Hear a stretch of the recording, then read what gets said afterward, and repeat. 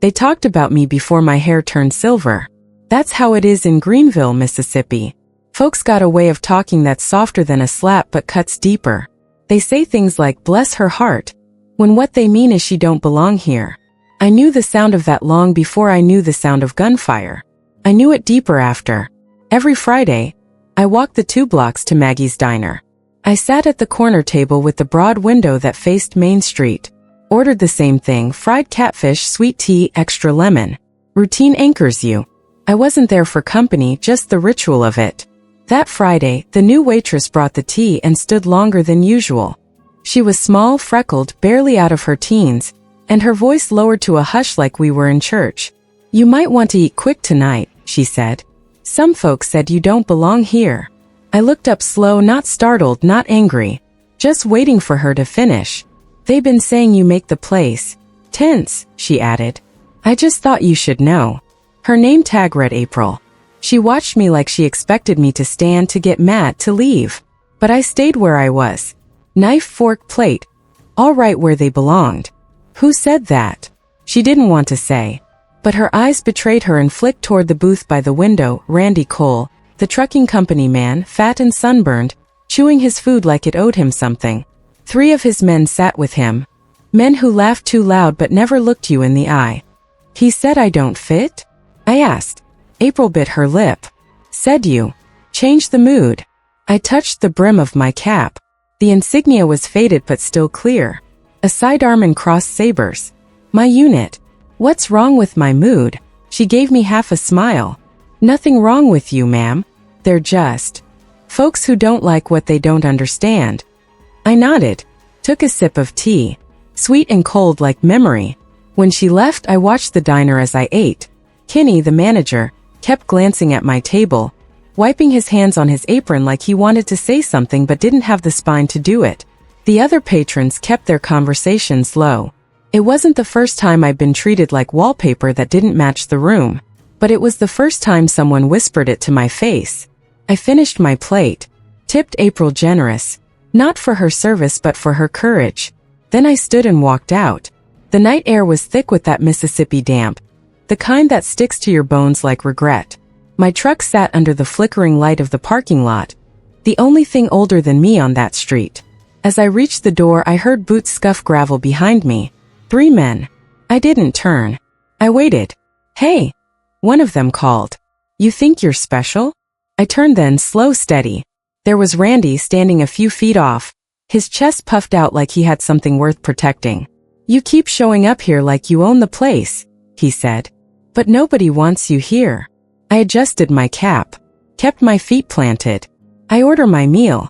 I pay my bill. That's ownership enough. He laughed, sharp and ugly. You think because you wore a uniform people gotta kiss your feet? I don't think much about feet, I said. But I know cowards when I see them. That stopped his laughter, twisted it into something meaner. You watch your mouth, old lady. I didn't flinch. I'd stood steadier with less ground beneath me. You brought friends, I said, nodding at his men. You looking for a fight? Or just scared of being alone? That got under his skin. I saw it. Then before any of them could move, a voice cut through the air. I'm not part of this. It was Mick, one of Randy's men. He stepped back from the circle, hands up. I didn't sign up to run a woman off a meal, Mick said. Not like this. Randy's face flushed red. His pride started crumbling right there on the cracked pavement. I didn't move. I didn't need to. April stood by the diner door watching. She didn't smile, but she stood taller. I climbed into my truck, the engine grumbling alive. As I pulled away, I caught them still standing there. Randy looking smaller than when I arrived. I went home and sat on my porch, cap in my hands. The night was silent but for the crickets, but I knew silence didn't mean peace. Not here. Not yet. Saturday came with the same slow heat, air so thick it pressed against your lungs. I took my morning walk early, before the sun climbed high enough to make a shadow feel like shelter. The town looked the same. It always did. Old brick buildings with paint peeling like bark, storefronts that tried to hide the rot with plastic flags and handmade signs. But I could feel the shift like a storm you smell before you see. I passed by the courthouse, the same steps I'd marched up in my youth to get a marriage license, to pay taxes, to watch the slow machinery of civic life chug along. Folks didn't meet my eyes that morning. Not the mailman, not the clerk at Johnson's Hardware. I slid away like I tracked mud in where it didn't belong. By noon I stopped at the grocery store, the one with the sagging roof that never got fixed. I didn't need much. A jar of pickles, a loaf of bread, coffee. I kept my cart light like always. At the counter, Denise, the owner's daughter, didn't say a word. She scanned my items like they'd burned her fingers. The register beeped soft and lonely. "That's it," she said, eyes on the floor. I paid in cash. Always did. I thanked her, but she didn't respond. Just moved on to the next customer. A man I didn't know but who watched me leave like he was watching a stranger cross a family yard. Outside, the sky had darkened with the promise of rain, though none ever came. I loaded my groceries into the truck bed. The same rhythm as loading gear, muscle memory born in another life. When I turned to climb in, Randy stood by the tailgate. His arms crossed, face flushed with something between anger and satisfaction. "You still here?" he muttered, almost to himself. "I live here," I said. "Always have. This ain't the same as living." I looked past him down the lot. Two of his men waited near the dumpster, arms folded, watching. "Figured you'd come talk when my hands were full," I said. He shrugged. "Figured you'd get the message by now." "What message is that?" "That folks don't want you here. That you're making it worse." "Worse for who?" "For everybody." I rested my hands on the tailgate, feeling the rough wood of the old bed. "You ever serve, Randy?" He scowled. "Didn't need to. My business keeps the lights on in this town." "That what you tell yourself?" His jaw tensed. "You think that hat gives you something? A pass?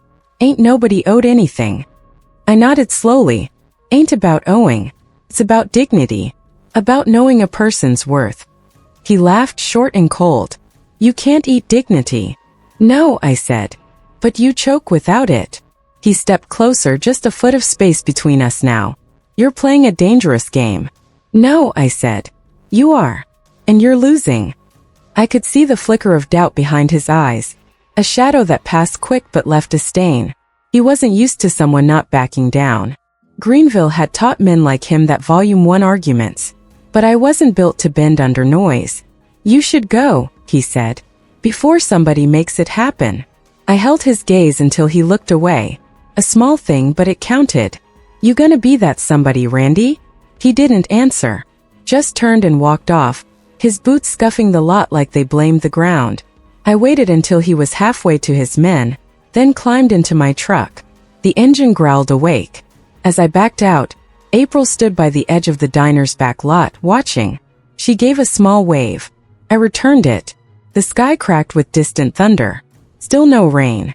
At home I sat on the porch, shotgun across my lap, not because I expected a fight, but because I knew better than to be surprised. Greenville was small, but grudges were wide. Hours passed.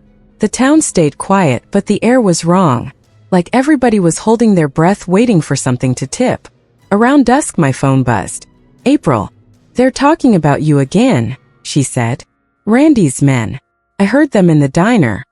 "What are they saying?" "Saying if Kenny won't ban you, they'll make sure you don't come back. That somebody'll fix the problem." She hesitated. I could hear the clink of dishes in the background. "I'm sorry," she whispered. "I shouldn't have told you. You did right. I can't stand watching it happen." "You're braver than most," I said. She didn't speak for a long moment. Then quietly, my granddad always said, "Silence keeps the water still, but don't clear it." I smiled at that. Smart man. After we hung up, I sat there until night swallowed the sky. The stars flickered faint, too dim for the weight I carried. At midnight, a truck rumbled down my street. I didn't have to look to know it was Randy. I could feel the sourness of his pride even in the engine's idle. But he didn't stop. Just drove past, loud and slow, like he wanted me to know he could. The next morning I was back at Maggie's. Same table, same meal. April brought the tea. She didn't speak, but she stood there a moment too long, her hand resting on the table like she was planting herself beside me. I nodded my thanks. When I looked up, more folks had come. Not just old faces, but new ones. A young couple with a baby, a pair of brothers who worked the mill, A woman in fatigues, fresh recent war still in her shoulders. They sat near me. Not with me, but near. By the end of the week, Maggie's diner hung a sign. Everyone welcome. Respect isn't optional. Randy's men didn't come back. Kenny didn't say a word about it. But when I left that afternoon, he nodded at me. A stiff, small thing but real. And April? She stood by the door and said thank you, barely above a whisper. I tipped my cap. You'll hear folks tell you staying quiet keeps you safe, I told her. But silence never stopped a bully. It just hands them the keys. She smiled at that, real and proud. Greenville didn't change overnight. Places like that never do. But something shifted. A little quieter, a little firmer. I sat on my porch that night, cap still on, shotgun resting but close. The air was easier to breathe. I wasn't going anywhere. Not yet. The mornings after that felt different, though the sun still climbed the same way. I kept my habits. Dawn coffee on the porch, slow walk down Main Street before the air turned heavy with humidity. But something had shifted in the way the town breathed. The eyes that used to slide off me now lingered, uncertain whether to nod or look away. They hadn't chosen sides yet. That's how these towns worked. Nobody picked a side until they knew who was winning. At Maggie's, April served me with a smile that didn't hide behind nerves anymore. She still whispered when she spoke to me, like the habit of caution was hard to shake. Some folks been asking about you, she said one morning as she poured my tea. Who? Mrs. Ellerby from the church group for one. Some of the shopkeepers. Even Kenny's wife. What are they asking? She shrugged. If it's true. What Randy said about you. If you're trouble. I took a sip. The tea was strong that day. What did you tell them? That you're a veteran. That you fought for the right to sit wherever the hell you want. I smiled faintly. You'll catch heat for that. She smiled back. I was raised better than to mind cowards. She said it like she meant it, but I could hear the tremor behind her voice. April was brave, but she was young. She didn't know yet that courage collects its debts in time. By noon I finished my meal. As I left, the doorbell chimed behind me. I stepped into sunlight and nearly collided with a man I hadn't seen in years. Jared Thomas. Tall, thin, face still creased with the same suspicion he'd worn since high school. We'd crossed paths long before Iraq had burned through my bones. He stepped aside, but his eyes stayed hard. You should leave well enough alone, he muttered. I didn't stop. Just nodded once and walked on. That was Greenville. They wouldn't confront you straight. They'd press against your sides, squeeze in the dark, try to make the air too heavy to breathe. That evening, I sat on my porch as dusk settled in. The sky hung low, streaked purple and orange like a bruise. The town breathed quiet, but it wasn't peace, it was waiting. The crickets sang soft and steady. In the distance, a truck engine started, heavy with idle threats. Then the phone rang. April's voice was sharp, breathless. They're planning something, she said. Who? Randy. Heard him talking to Mick before Mick walked out. They're gonna make an example of you. How? I don't know. But they said nightfall. I sat forward, shotgun resting across my knees. My fingers brushed the steel, familiar weight. Thank you for telling me, I said. You should leave town for a while, she whispered. Just let it cool. I smiled to myself. Wars don't cool, I said. They just wait. She didn't argue. She knew I wasn't going. Night came full and heavy. I sat there, shotgun steady, listening to the road. The first truck came past, slow, engine purring low. A second followed. Then silence. They didn't stop. Not that time. But I knew they would. That's how they operated. Push, pull, then strike. I slept in the chair, the gun resting across my lap, the old bones of my back protesting. Morning came, slow and gray. By noon, I went back to Maggie's. This time, folks watched openly. Not hostile, but cautious. Testing the wind. April served me with a smile, though her eyes were heavy. They were here last night, she whispered. Randy and them. Talking to Kenny. Said you're making trouble for business. What did Kenny say? He told them to go to hell. I chuckled. Didn't think he had that in him. He's got a family, she said. His wife told him it's time someone stood up. That was new. Kenny had always been a man of soft middles and softer words. But sometimes the quiet ones catch a spine when it counts. I finished my meal. As I stood to pay, the diner door opened. Mick stepped in. He saw me, nodded once. "Marion," he said. "Mick." He looked tired. The kind of tired that lives in the shoulders. "I left Randy's crew," he said, just loud enough for those nearby to hear. I raised an eyebrow. "Didn't sit right," he said. "Running a vet out of a diner." I looked around. The place was quieter than a church pew, every ear stretched to hear without seeming to. "You'll catch trouble for that," I said. He shrugged.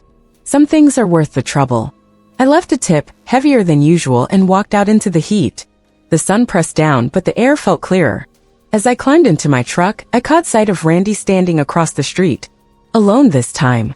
His mouth was tight, fists clenched like he was holding onto pride by the skin of his teeth. He didn't say anything. Just watched me go. By the time I got home, the phone rang again. "April, Randy's been talking to the sheriff." "What about?" "Says you're disturbing the peace. That you're making people feel unsafe." I laughed. It came out low rough. "I've done that before. Marion, they'll try something." "They already are." We hung up. I sat on the porch, cap in my hands, staring out at the road. I remembered Iraq. The nights waiting for the enemy to show, knowing they watched from the dark, waiting for us to blink first. This was no different.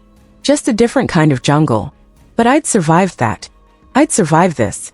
I sat there until the sun dropped low, until the air cooled and the crickets took back the night. They didn't come that night. But I knew they would. They always do. The days that followed stretched long and taut, like a wire pulled too tight across the skin of this town. I kept to my routines. Morning coffee on the porch, a slow walk into town, Maggie's diner by noon. The table was always open for me, the corner by the window. No one asked me to move. No one dared now. But the air inside was split. Some folks, mostly younger ones, nodded when they saw me. Not loud, not obvious, but it was their acknowledgement. The others? They watched like I was a storm cloud parked overhead, waiting to see if the rain would drown or pass. April served me each time, steady hands even when her eyes betrayed her worry. "They're still talking," she said. "Randy's men. They say you're disrespecting the town." I smiled faintly. "Town disrespects itself just fine." She didn't laugh. Instead, she gripped the edge of the table. "You're gonna get hurt." I sipped the tea, slow and easy. "I've been hurt before."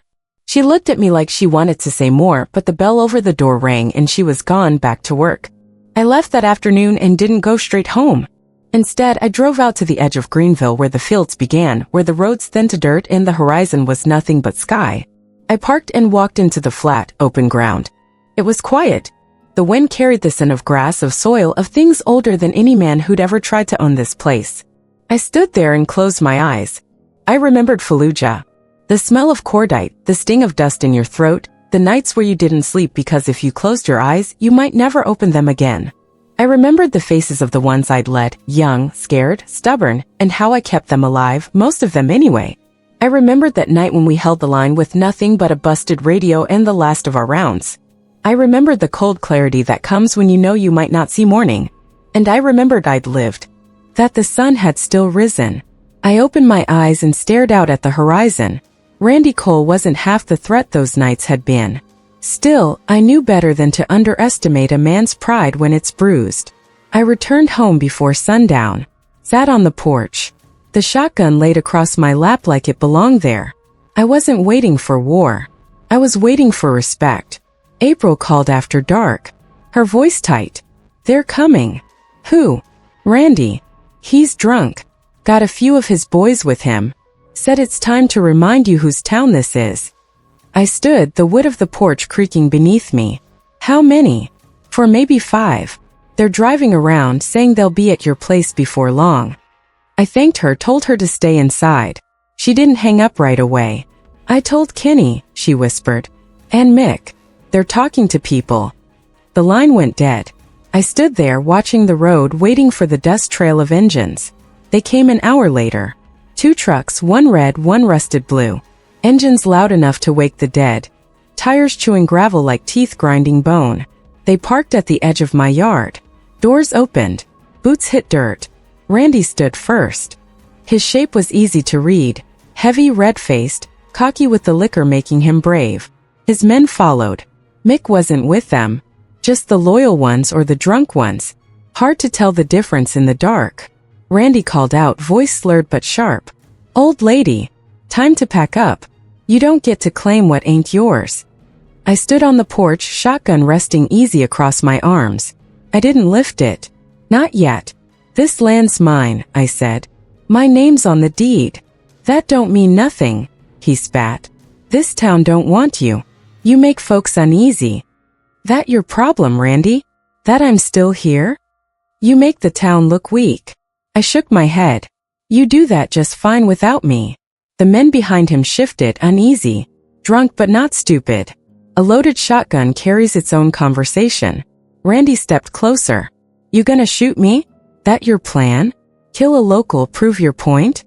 I don't need to shoot you, I said, voice steady. You're already bleeding pride. That cut him deeper than buckshot. His fists clenched. You ain't a hero, he snarled. You're just an old woman pretending. I smiled faintly. Pretending's your game, Randy. You pretend you own this place. But you don't even own yourself. He lunged then, stupid and wide like a man who'd never thrown a punch worth remembering. I didn't lift the shotgun. I didn't need to. Because the headlights appeared before he reached the porch. 3 trucks, engines roaring. Men stepping out, not drunk, not loud. Just steady. Faces I recognized. Kenny, Mick, a few others, men who'd kept their heads down until now. April was there too, standing small but unflinching between them. They didn't carry guns. Just presence. The kind of weight that makes a fool sober up fast. Kenny called out. That's enough, Randy. Randy froze, panting, eyes wild. This ain't your fight, he snapped. It is now, Kenny said. Mick stepped forward. We're done pretending you speak for us. Randy looked around, eyes darting, calculating. But the numbers weren't his anymore. The night was still, heavy with choice. Y'all gonna defend her? He spat. We're defending this town, Kenny said. You're the one dragging it through mud. Randy sneered. But I saw it, the tremor in his stance, the way his shoulders dropped. You all gonna regret this, he muttered. She don't belong here. Mick shook his head. She belongs more than you do. Randy stood there a moment longer, pride cracking like glass.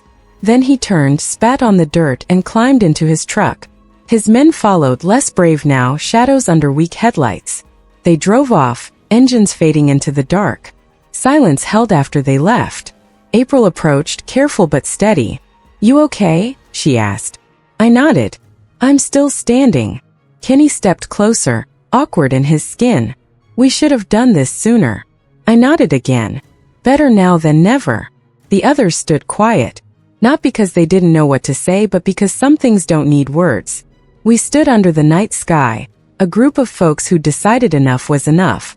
I looked out past them to the road, to the horizon waiting beyond. I wasn't leaving. Not now. Not ever. Morning came with the sky bruised purple, the sun reluctant behind clouds that didn't know whether to rain or disappear. I stood on my porch, shotgun set aside. The house was still, the road quiet. But something had changed, not loud, not fast, but sure. I could feel it in the way the wind moved, like the air itself was willing to breathe again. I made coffee, sat in my chair, watched the street. No trucks. No boots. Just the crows calling from the trees like witnesses that didn't forget. By noon I was back at Maggie's. The doorbell chimed when I entered. The place was half full, which was half more than usual for a weekday. April brought the tea, a slice of pie I didn't order. On the house, she said, smiling a little. I raised an eyebrow.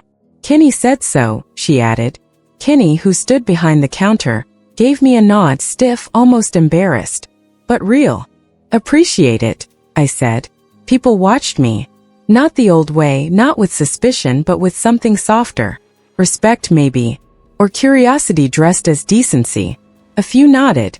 One old man tipped his hat from his booth. A mother with 2 kids sat near the window. Her boy gave me a shy wave before his mother shushed him, though she smiled when she did it. April refilled my tea, leaned in. Words getting around. What word? That Randy backed down. That people stood with you. People stood for the town, I said. I just happened to be in the way. April shook her head. Doesn't matter. You're the reason. I didn't answer. I didn't want to. The attention sat heavy on me like a rank I never asked for. I finished my meal slow, the pie sweet but unfamiliar. I never did have much taste for sweets, but I ate every bite. When I stood to leave, a young man near the counter stood too. Fresh face, square shoulders. I knew the walk military. "Ma'am," he said, awkward but firm. I heard what happened. My dad served. Said to tell you thank you. I nodded. "What's your name?" "Eli." He swallowed hard. "Just Eli. Good name, Eli." He smiled, relief softening the edges of his youth. Then he sat back down, head ducked low. I walked out into the afternoon heat, sun cutting sharp now through the thinning clouds. My truck waited, same as ever, paint-chipped but loyal. I drove slow, taking the long way home. Past the church, past the high school, past the old train yard that hadn't seen a train in years. Greenville wore its history like a coat too thin for winter. At the edge of town, I stopped by the old war memorial. A slab of granite, names carved shallow from decades of rain. Korea, Vietnam, Desert Storm, Iraq, Afghanistan. Names that held echoes. I stood there a while, fingers brushing the stone. My own unit wasn't listed. There was no room for every name, every squad, every soul left behind. I remembered Fallujah again. The stink of cordite, the nights when the sky lit up like God had struck a match. I remembered the boy from Nebraska who cried for his mother in his sleep. The girl from Detroit who kept a photo of her baby in her vest pocket, swearing she'd get back to him. And I remembered the morning after the ambush. We'd been pinned down for hours. Ammunition low. A radio half dead. I'd led what was left of my squad through alleyways slick with blood and worse. Got them to the evac point. We lost 3 that night, but 5 lived. 5 who had homes, families, futures. When the chopper lifted us out, the sun was breaking over the ruins, light catching on shattered glass and broken walls. I remembered thinking I lived. Again. But living ain't the same as surviving. Some things you carry, some things carry you. Some things follow. Standing at that monument, I thought about Randy. About men who'd never heard a shot fired in anger but carried war inside them anyway. Fear, pride, the hunger to own something, even if it meant tearing it from another's hands. I thought about Greenville, a town clinging to its quiet like it was all that stood between them and something worse. I wasn't a hero. Never claimed to be. I just didn't know how to leave a fight unfinished. I went home, the house still as I left it, the porch waiting. The evening came slow. No trucks passed. No engines idling where they didn't belong. At dusk the phone rang. April again. Just wanted to say. Kenny's putting up a sign outside. What kind of sign? She laughed soft. Says, everyone welcome. Respect isn't optional. I chuckled. Good sign. There's more, she said. Some folks from the Legion post said they're coming by next Friday. Sitting with you. They don't need to. They want to. We hung up. I sat there, the sky folding into stars, the air finally cool. For the first time in a while, I felt the weight in my chest ease. Not gone, it never goes, but easier. I knew Randy wouldn't give up. Men like him never do. Pride doesn't vanish, it festers. But I also knew he'd seen the line drawn. And the line didn't move. The porch light flickered. A moth battered itself against the bulb, blind and desperate. I watched it. Thought about all the nights I'd sat waiting for danger that never came. I wasn't leaving. Greenville wasn't perfect, but it was mine. And if they wanted me gone, they'd have to do more than talk. They'd have to bury me. But I wasn't ready for that yet. Not by a long shot. Friday came with a morning bright and sharp as cut glass. Sky clear, no storm in sight. The air still carried summer's weight, but the wind had cooled, like the world itself was watching to see what we'd do with the day. I walked to Maggie's like always, cap pulled low, boots scuffing soft on the sidewalk. The town was quieter than usual. Fewer cars, fewer voices. But the silence didn't carry menace anymore. Just attention. When I pushed through the diner's door, the bell rang high and bright. April stood behind the counter. She smiled as she saw me, eyes clearer, steadier. Your table's ready, she said. I looked past her, past the booths, past the scatter of morning regulars, and saw them. 5 men sitting at the tables nearest the corner window. Veterans, each of them. Some I knew by name, others just by the way they carried themselves. Back straight despite age, hands rough but steady. There was Eli, the young man from the week before. His shoulders squared like he was still learning how to fill them. Next to him was Kenny, apron gone, button-down shirt for the first time in years. And beside Kenny, Mick. Face calm, eyes set forward. The air of a man who had made his choice and carried it like a flag. They all sat facing the door. I nodded to each in turn. They didn't smile, didn't speak, but they nodded back. I took my seat. April brought the tea without asking, and a plate of catfish crisp and steaming. On the house, she said. I can pay. I know, she said. But we're paying you back. I didn't argue. Some debts don't balance easy. Through the diner's window I watched Main Street. Saw the ordinary rhythm of cars, the slow pace of life ticking on. But there was something else now, glances, nods, people pausing just long enough to let me know they'd seen. Kenny sat down across from me a little later. No apron, no manager's tension.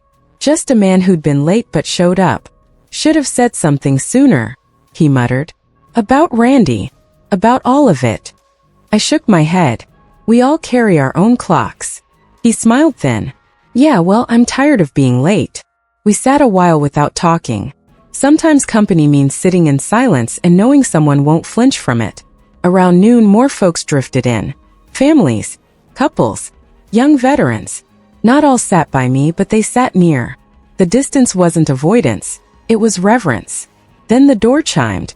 Randy. He stood there, red-faced, shoulders stiff, like a man who'd marched into a courtroom knowing he'd already lost the trial. Behind him, just one man. The others, his usual crew, didn't show. Randy's eyes scanned the room, caught every stare turned his way. He shifted his weight like his boots didn't fit right. Just here to eat, he muttered. No one stopped him. But no one moved to make room either. He sat in the back alone. April served him. No words. No special treatment. Just food on the table. I watched him, watched the way he avoided every gaze, like a man who built a wall too high to climb down from. Mick caught my eye and shook his head faintly. A message clear as any. Let it lie. So I did. Some fights you win by standing. Others you win by staying seated. The afternoon passed slow. Folks came, ate, left. The air wasn't light, but it wasn't heavy anymore. Something in between, the kind of quiet that follows a storm you survived. By sunset, I was back on my porch. The air cooler now, sky painted orange and violet, the first stars peeking through like scouts. April called. Place was full today, she said. Even after you left. That's so. Yeah. People talking less about trouble. More about respect. I chuckled. Took long enough. She paused. You coming next Friday? Every Friday, I said. Good. We hung up. I sat there a long while, the shotgun leaning forgotten against the wall. I thought about Iraq. About Fallujah. About the nights when I wasn't sure morning would come. I thought about the men I led, the ones who made it, the ones who didn't. I thought about Greenville. About a diner with a corner seat, a waitress with more spine than years, a town that finally stood up straight. I thought about Randy, sitting in the back alone, his pride shrinking like salt on a slug. Maybe he'd change. Maybe not. That wasn't my burden. Mine was simple. Keep sitting. Keep showing up. The war was never about bullets. Not really. It was about holding the line. And I was still holding it. Not yet done. Not yet buried. And not moving an inch. The following Friday I went back to Maggie's. The sky was clear again, heat rising off the pavement in waves. The town moved slow but steady like a current I didn't have to fight anymore. When I stepped through the door, April smiled wide, no hesitation now. The place was half full, voices low but friendly, eyes that didn't turn away. My table waited. Corner seat, broad window. Same as ever. April poured the tea. Thought you might not come. I always come, I said. Place wouldn't feel right otherwise. She smiled. Folks are glad. I sipped the tea. Tasted sharper somehow, like memory, like something earned. Out the window the street was calm. I saw Mick pass by, gave him a nod. He returned it. Further down, Eli stood talking to an old man outside the barber shop. Hands animated, eyes bright. The town was still itself, stubborn, slow to change. But something was different. The air felt less heavy. The diner less divided. I sat there eating my catfish, watching the world move quiet around me. Before I left, April stood by my table. I've been thinking, she said. About what you told me. What's that? About silence. How it hands them the keys. I looked up at her. I don't want to be quiet anymore, she said. Not about things that matter. I adjusted my cap. Good. The world's too loud with the wrong voices already. She smiled. You'll keep coming, right? Long as there's tea, I said. She laughed, a real laugh this time. Light and easy. I paid, tipped heavy as always, and stepped into the heat. The street stretched ahead, the horizon wide. I wasn't finished here. Maybe I never would be. But I'd claimed my place. Sometimes that's all you need. A chair by the window, a cup of sweet tea, and the promise that you're not moving for anyone who hasn't earned your seat. And if anyone asked, I'd tell them, I'm not here to start a war. I'm just here to remember what we're worth. And I'm not leaving. Not yet. Not ever.